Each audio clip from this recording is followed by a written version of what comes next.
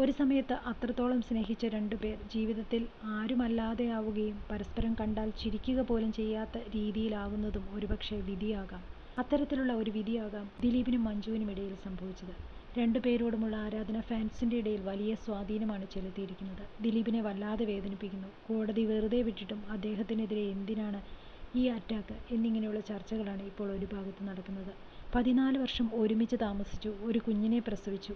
എല്ലാ സ്റ്റാർഡവും കുടുംബത്തിനു വേണ്ടി ഹോമിച്ച മഞ്ജുവിനോട് നിങ്ങൾക്ക് എന്താണ് ഒരു മമതയും തോന്നാത്തത് എന്നായി മഞ്ജുവിൻ്റെ ഫാൻസ്. കാരണം ഇക്കഴിഞ്ഞ ദിവസം ആദ്യമായിട്ടാണ് ഭാഗ്യലക്ഷ്മി മഞ്ജുവിൻ്റെ ചില സ്വകാര്യ കാര്യങ്ങൾ അവരുടെ അനുവാദത്തോടെ പറയുന്നത്. ദിലീപിനും മഞ്ജുവിനും ഇടയിലുള്ള വിഷയങ്ങൾ ഇൻഡസ്ട്രിയിൽ ചർച്ചയാകുന്നതിൻ്റെ ഇടയിലാണ് മഞ്ജു രണ്ടാം വരവിനും ഒരുങ്ങിയത്.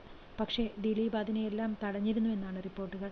കരിക്കകം ക്ഷേത്രത്തിൽ നൃത്തം അവതരിപ്പിക്കാൻ വേണ്ടി എത്തുന്നതും തൻ്റെ പണത്തിൻ്റെ ആവശ്യത്തിന് വേണ്ടിയാണ്. കാരണം ജോയിൻ്റ് അക്കൗണ്ടുകൾ പലതും ആ സമയത്ത് ദിലീപ് ഫ്രീസ് ചെയ്തിരുന്നു. ഒപ്പം വണ്ടികൾ പോലും എടുക്കാനുള്ള അനുവാദം ഉണ്ടായിരുന്നില്ല മഞ്ജുവിന്. ആ സമയത്താണ് മഞ്ജുവിന് ആശ്വാസം പോലെ കരിക്കകം ക്ഷേത്രത്തിലേക്ക് ക്ഷണം കിട്ടിയത്. എന്നാൽ അത് നടക്കരുതെന്ന് പറഞ്ഞുകൊണ്ട് ദിലീപിൻ്റെ കോൾ തനിക്ക് പാതിരാത്രിക്ക് വന്നുവെന്നും ഭാഗ്യലക്ഷ്മി പറയുകയുണ്ടായി.